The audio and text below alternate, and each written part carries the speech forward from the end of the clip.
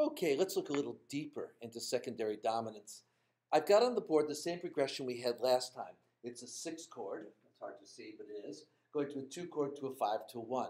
And remember last time we took the 2 chord and we added a sharp to it and we made it a 5 of 5. No big deal. We also at one point, when this was just a 2 chord, we took the 6 chord and we raised its third and made it a 5 of 2. But in this case, we don't have a 2. We have a 5 of 5. Nothing wrong with that. This is now a 5 of the 5 of 5. Look at that. Now let's say, what comes before a 6 chord? A 3 chord. So let's say I had a 3 chord here. A G, E, G, B, and D, right? E, G, B, and E, sorry. E, G, B. Okay, I sharp that one. And now this is a 5 of the 5 of the 5 of 5. Instead of being a 3 to a 6 to a 2, by adding those sharps, we have a chain of secondary dominance. This is actually surprisingly common. It's not as common in classical music, although you certainly see it. In jazz, we do this all the time. Everything is just circle fifths. It's major chords resolving, which is basically secondary dominance. We see some secondary dominance in hymns too. But anyway, this kind of chain progression, a 5 of 5 of 5 of 5, going to a 5 of 5 of 5, going to the 5 of 5 to the 5 to the 1. It's hard to say, but when you look at the notation, it's easy to see, right? One's going to the next, to the next, to the next. And we're just seeing a circle of 5 chords that drive us. It gives a lot of tension, a lot of color. It's really kind of a nice sound. Now, sometimes when we have a 5 chord, well, let's look at this 5 chord. This 5 chord is a G to a C.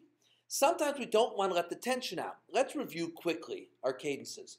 If we have a 5 going to a 1, that is your authentic cadence. If it turns out that it's in root position and your top note is also the tonic, if that were a C, then it's a perfect authentic cadence. If we go and end on any chord other than 1 and take a pause, then we call it a half cadence. Some books say you have to end on 5 for a half cadence. Other books say you can end on anything. If we go from 4 to 1 instead of 5 to 1, the Amen chorus, we call it a plagal cadence. All the cadences have names. You should know them. I'm not going to put them in the exam because you should have seen them. And besides, I'll see you next year to make sure you get them.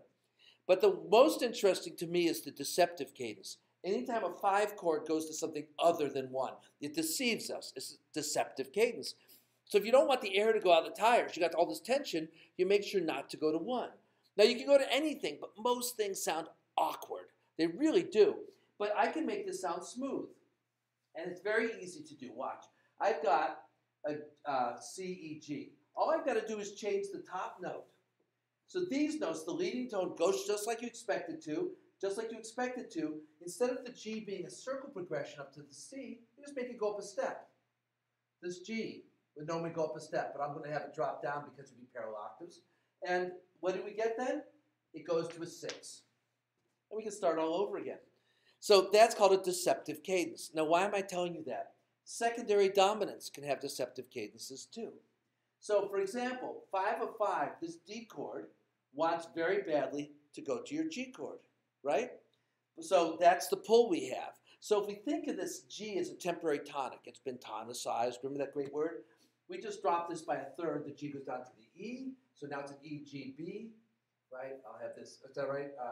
E, G, and B, right? So I want to take out the other, yeah, E, G, B, E, G, B.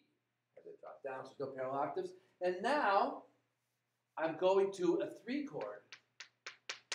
And you say 5 of 5 to 3 looks wrong.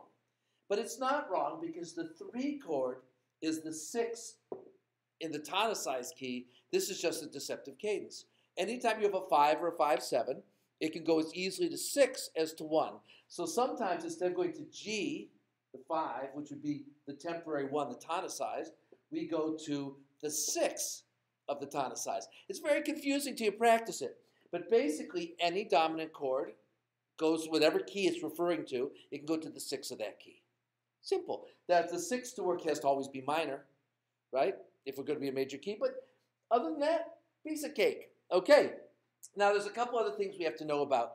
We have all these in root position, but they don't have to be. There we go. First inversion. Second inversion. We can put them in any inversion we want. So all of these chords, and remember they get sevenths on all of them, so they can be in 6-5 and 4-2 and 4-3. They appear in all kinds of inversions. Was there something else I had to tell you about? No. Just to let you know again that we see these things not only in classical music, but this is a very fundamental part of jazz theory. All right. That's all you need to know. But this idea of the deceptive cadence is hard to see. Practice a little bit. Make sure you understand it. Text me if you don't, and we'll do a face-to-face until we understand. All right? And that's everything on secondary dominants. Enjoy the long trains of them. They're fun. Next time we'll talk about the secondary 7 leading tone chord. Bye-bye for now.